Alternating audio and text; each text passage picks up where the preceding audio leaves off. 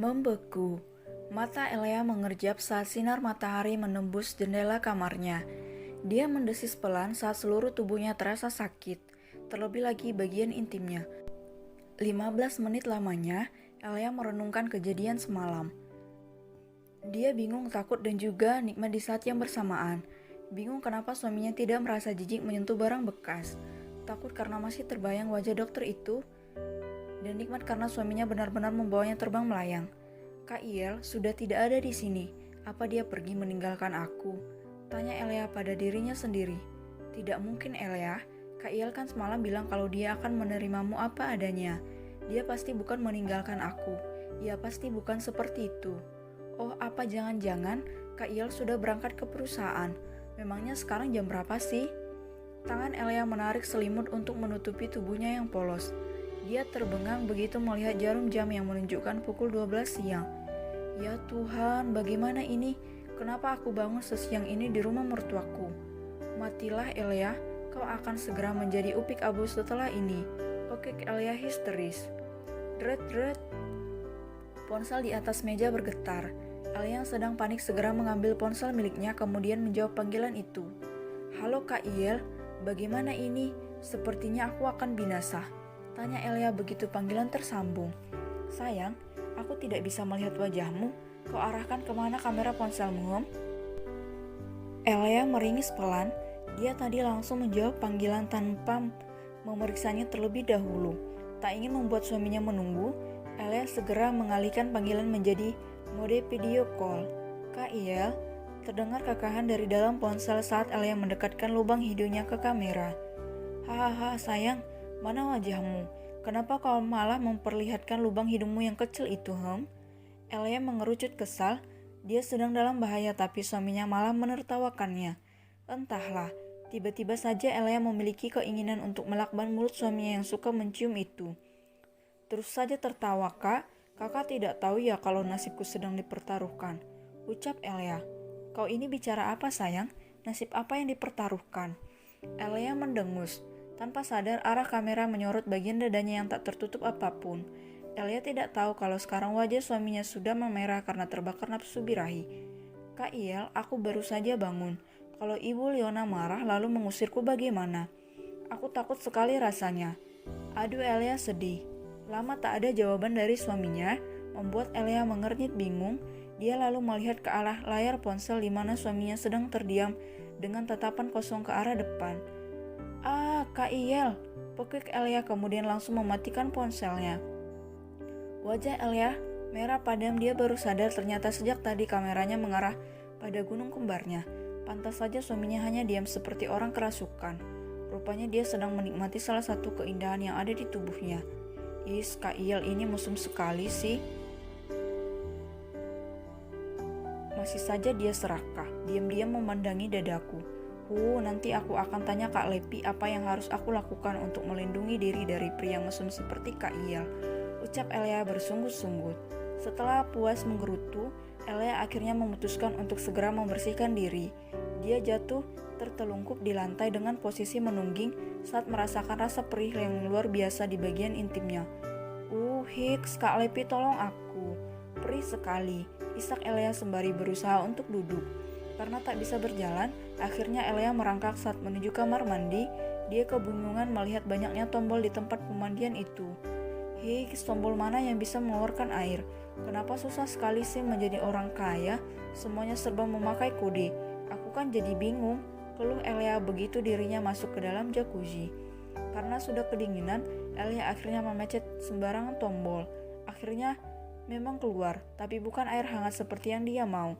Bibir Elea langsung membiru saat dari lubang-lubang itu menyemburkan air yang sangat dingin. Tidak apa-apa Elea, tubuhmu tahan banting. Kau tidak akan mati karena mandi air dingin. Ucap Elea lirih dengan tubuh yang menggigil. Tok. Elea sayang, apa kau ada di dalam? Elea segera mengangguk dengan bibir bergetar. Iya Bu Leona, aku di dalam. Leona sedikit bingung mendengar suara lirih menantunya. Dia lalu teringat seperti apa rasanya dulu saat dia pertama kali melakukan hubungan badan dengan Greg. Astaga, Elea pasti sedang sangat kesakitan sekarang. Gabrieli, Kau seharusnya tidak pergi ke perusahaan setelah membuat istrimu seperti ini. Ibu Leona, tolong aku. Tubuhku sebentar lagi akan menjadi batu, ucap Elia pasrah. Pintu kamar mandi terbuka. Mata Leona hampir meloncat keluar melihat menantunya yang sedang menggigil kedinginan dengan air yang memancar deras dari setiap sudut jacuzzi. Astaga Elia, kau kenapa sayang? Pekik Leona sambil berjalan cepat ke arah menantunya. Aku hanya ingin mandi Ibu Leona, tapi sekarang aku malah jadi batu es, sahut Elia tak berdaya. Sudah bagian intimnya sakit, sekarang tubuhnya membatu pula. Elia kali ini benar-benar merasa diuji. Untung saja ibu mertuanya datang, jadi Elia bisa selamat dari kebekuan.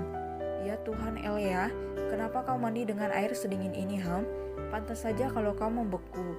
Lihat suhu air yang kau tekan, ucap Leona sambil menunjuk tombol yang ada di samping jacuzzi. Terlalu banyak tombol di sini Ibu Leona, aku jadi bingung. Leona menghela napas panjang, dia lupa kalau menantunya ini bukan berasal dari keluarga kaya. Wajarlah kalau menantunya tidak tahu cara memakai barang yang ada di dalam kamar mandi ini. Ibu Leona, panggil Elia. Sahut Leona sambil mengganti air menjadi hangat. Kenapa sayang? Anuku sakit sekali. Tadi aku merangkak seperti anjing karena tidak bisa berjalan. Milik Kak Iel sangat besar. Aku sudah memintanya untuk berhenti tapi dia tidak mau. Kira-kira Ibu Leona punya cara tidak agar aku bisa melarikan diri saat Kak Iel ingin melakukan itu lagi. Aku tidak mau merangkak seperti anjing lagi Ibu Leona. Tadi aku juga terjatuh di ranjang. Posisi jelek sekali. Aduh Elia dengan polosnya.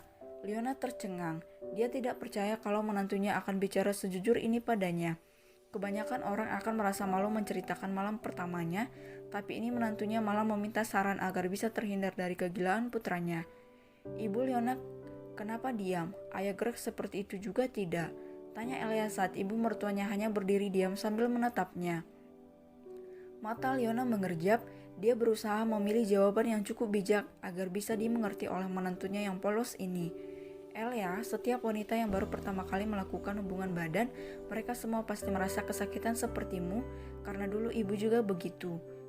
Tapi lama-lama kau tidak akan merasa sakit lagi, dan juga berhubungan badan dengan suamimu merupakan kewajiban seorang istri. Dosa hukumnya jika kita berusaha mengelak dari tanggung jawab itu. Kau menyayangi suamimu tidak? Sayang Ibu Leona, aku sangat menyayangi Kak Iel, jawab Elia. Sayang sebagai apa? Sayang sebagai suami, sebagai kakak, dan juga sebagai ATM berjalan. Wajah Leona pias. Dia tak mengira kalau putranya dicintai sebagai ATM berjalan. Tak tahan dengan kepolosan menantunya, Leona akhirnya tertawa.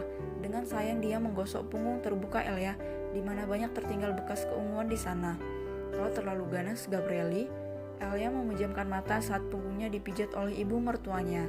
Dia sama sekali tidak merasa malu, meski dalam kondisi tanpa busana. Ibu Leona, iya sayang. Leona kembali was-was takut kalau menantunya akan kembali mengeluarkan kata yang nyeleneh. Seandainya aku punya ibu, aku pasti akan diperlakukan seperti ini juga. Benar tidak? Terenyuh, itu yang dirasakan oleh Leona begitu Elia menyinggung tentang kasih sayang seorang ibu. Kau benar Elia, sudah jangan terlalu lama berendamnya, ini sudah siang. Kau belum makan apapun sejak pagi, jawab Leona mengalihkan pembicaraan. Baik Ibu Leona, sahut Elia patuh. Dengan penuh perhatian Leona mengambilkan baju, handuk untuk menantunya. Dia sama sekali tidak merasa canggung saat membantu Elia mengeringkan tubuh. Leona sedih, sangat sedih saat membayangkan kepahitan hidup gadis kecil ini. Dari zaman dinasti Ming hingga di zaman sekarang, tidak sekalipun Leona pernah menjalani kehidupan yang sulit. Jadi dia tidak tahu bagaimana rasanya hidup kekurangan. Terima kasih Ibu Leona, ucap Elia sopan setelah ibu mertuanya membantu melilitkan handuk di rambutnya. Sama-sama sayang, ayo ibu akan membantumu bersiap, sahut Leona kemudian menggandeng tangan menantunya keluar dari dalam kamar mandi.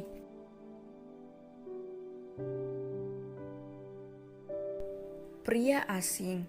Lepi terus memperhatikan seorang pria yang sejak pagi tadi terus mengawasi kediamannya. Dia awalnya curiga kalau pria itu adalah orang suruhan ayahnya. Untuk membuktikan kebenaran itu, Lepi meminta bibi pelayan untuk menghampiri pria tersebut dengan dalih membuang sampah.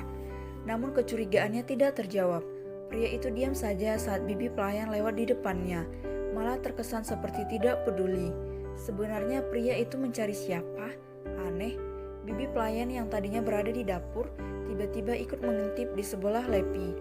Sontak saja kemunculannya itu membuat Lepi berjengit kaget. Jika tidak segera tahu kalau orang yang berdiri di sebelahnya adalah bibi pelayan, mungkin saat ini bibi pelayan itu sudah pingsan akibat serangan Lepi. Astaga bibi, bukankah aku sudah bilang, bersuaralah sedikit jika ingin mendekat. Bagaimana kalau aku sampai terkena serangan jantung? Siapa yang akan membayar gaji bibi? Omel Lepi sambil mengelus dada. Maaf non, bibi lupa, sahut bibi pelayan sembari tersenyum tanpa dosa. Dasar pikun, sungut Lepi. Arah pandangan Lepi kembali tertuju pada pria yang kini sedang duduk di kap mobil. Benaknya kembali bertanya-tanya, siapakah gerangan orang yang sedang dicari pria misterius itu? Apa mungkin tuan itu mencari Nona Elia non? Alis Lepi saling bertaut begitu dia mendengar pertanyaan bibi pelayan. Dia lalu menoleh. Yang benar saja Bi, untuk apa dia mencari Elia di sini? Dia kan tinggal di rumahnya Gabrieli. Lagi pula untuk apa juga dia mencari gadis menjengkelkan itu? Tapi Nona Elia kan pernah datang kemari non, sahut bibi pelayan kekeh. Memang benar kalau Elia pernah datang kemari Bi, tapi apa bibi tidak ingat bagaimana rapatnya Gabrieli membungkus tubuh Elia supaya orang tidak bisa melihatnya? Cak, aku rasa tebakan bibi salah. Kening bibi pelayan mengerut. Dia lalu menatap pria itu lagi. Non, bukannya sok menggurui. Nona Elia itu istimewa dan bibi yakin pria itu pasti mencarinya. Dari raut wajahnya tadi bibi bisa menebak kalau dia adalah orang yang membawa niat buruk. Apa tidak sebaiknya saja Non Lepi keluar untuk bertanya, jaga-jaga saja non, siapa tahu dia memang berniat jahat. Lepi akhirnya terhasut juga oleh perkataan pelayannya. Dengan wajah yang penuh rasa penasaran dia menghampiri pria itu. Lepi terkejut saat pria itu berjalan dengan cepat ke arahnya begitu melihatnya datang.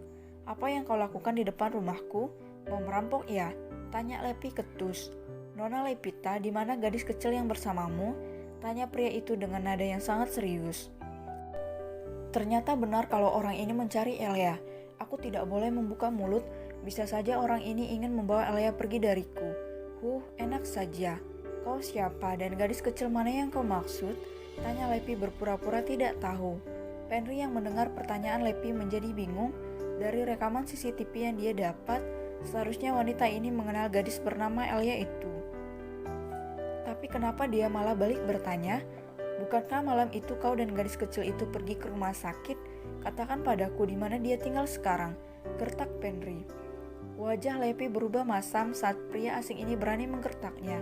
Tapi dia bersyukur karena yang diketahui oleh pria ini adalah rekaman di awal pertemuannya dengan Elia. Hei tuan, kau diam-diam mengawasi rumahku dan sekarang kau berani menggertakku. Kau pikir dirimu itu siapa, ha? Brengsek kau. Amuk Lepi tak terima. Apa, ha? Apa mau memukulku? Iya? Lepi memelototkan mata saat pria ini hendak memukulnya. Sebenarnya dia sedikit takut, tapi dia tidak akan mau mengalah. Enak saja, siapa dia berani memarahi seorang Lepita Poster? Sid, kau sebaiknya jangan memancing amarahku, Nona. Cepat katakan di mana tempat tinggal gadis itu. Hei, kau pria tengik, matamu tidak buta kan? Kau lihat tidak tanggal berapa rekaman itu terjadi? Itu sudah beberapa bulan yang lalu, bodoh. Bisa-bisanya kau menanyakan di mana tempat tinggalnya padaku. Kau pikir aku induknya apa? Bentak Lepi sambil berkacak pinggang.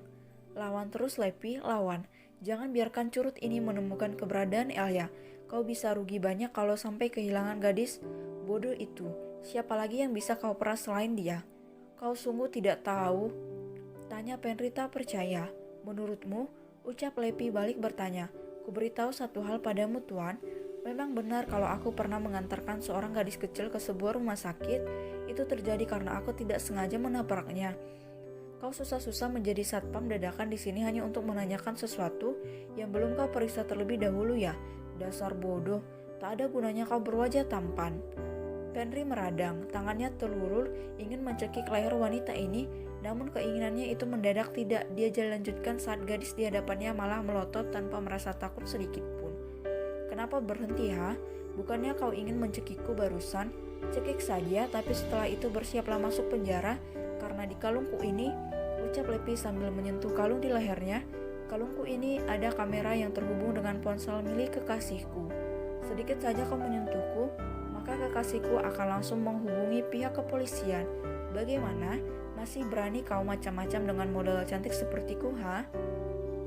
Berhasil. Tipuan yang Lepi lakukan berhasil membuat Penri terdiam. Aku akan mencarimu jika aku tahu kau bicara bohong, Nona. Sekarang kau masih, aku biarkan selamat meskipun menghinaku. Tapi jika suatu hari hal ini sampai terulang, maka bersiaplah pergi ke alam baka. Ingat itu. Sentak Penri memberi peringatan. Lepi menjulurkan lidah saat Penri hendak masuk ke dalam mobil. Setelahnya dengan kaki gemetaran, Lepi berjalan masuk ke dalam rumah. Non Lepi tidak apa-apa kan? Tanya bibi pelayan cemas. Tubuh Lepi luruh ke lantai begitu dia sampai di dalam rumah. Bohong besar kalau dia tidak takut menghadapi pria mengerikan itu. Dia tadi berpura-pura sok berani supaya pria itu tak lagi menanyakan tentang Elea padanya. Dia sangat mengerikan, Bi. Dan apa yang bibi khawatirkan ternyata benar. Pria itu mencari Elea. Dia juga mengancamku tadi. Jawab Lepi pelan. Ya Tuhan Nona, bagaimana ini? Kalau begitu Nona jangan pergi kemana-mana ya. Bibi takut pria itu akan membuntuti Nona, kemudian melakukan sesuatu yang buruk. Bibi tidak mau Non Lepi kenapa-napa, ucap bibi pelayan hampir menangis. Lepi yang tadinya ketakutan sekarang malah tertawa keras gara-gara melihat wajah bibi pelayannya yang terlihat menyedihkan. Ya, wanita tua ini adalah ibu kedua untuk Lepi. Dia sudah hidup bersamanya semenjak pindah ke rumah ini, dan kebetulan bibi ini juga tidak mempunyai sanak saudara, jadi dia sudah menganggap Lepi seperti anaknya sendiri. Hahaha, tolong kondisikan wajahmu itu, Bi. Di sini aku yang diancam oleh bajingan itu. Tapi kenapa malah bibi yang panik? Astaga, perutku sakit sekali, ucap Lepi sambil memegangi perutnya yang terasa kaku. Di dunia ini bibi hanya memiliki Non Lepi saja. Kalau sampai terjadi sesuatu pada Non Lepi, di mana lagi bibi harus tinggal? Tawa Lepi langsung terhenti. Dia merasa bersalah karena sudah menertawakan orang yang sedang mengkhawatirkan keselamatannya. Maaf Bi, aku hanya bercanda saja tadi. Baiklah, aku akan menuruti nasihat bibi, tapi untuk masalah Elea, aku harus segera pergi menemui Gabrieli. Dia harus tahu kalau ada orang jahat yang sedang mengincar istrinya. Tidak apa-apa kan Bi kalau aku pergi sebentar, bujuk Lepi. Tapi Non, Lepi segera bangkit berdiri, menggenggam tangan bibi pelayannya, lalu mengajaknya masuk ke dalam kamar. Bibi tenang saja, tidak akan terjadi apapun padaku nanti. Niatku baik, Tuhan pasti akan menjagaku dari niat jahat orang-orang itu. Bibi percaya pada kekuasaan Tuhan, bukan? Tanya Lepi sembari mengambil tas miliknya. Tapi Non Lepi harus kembali ke rumah dengan utuh. Tidak boleh lecet sedikit pun, jawab bibi pelayan setengah tidak rela. Iya Bi, bawel. Setelah berhasil menenangkan pelayan kesayangannya, Lepi bergegas pergi ke kediamannya Gabrieli. Dalam perjalanan dia berusaha menghubungi Reinhard namun tidak diangkat. Sepertinya dia sedang sibuk, gumam Lepi.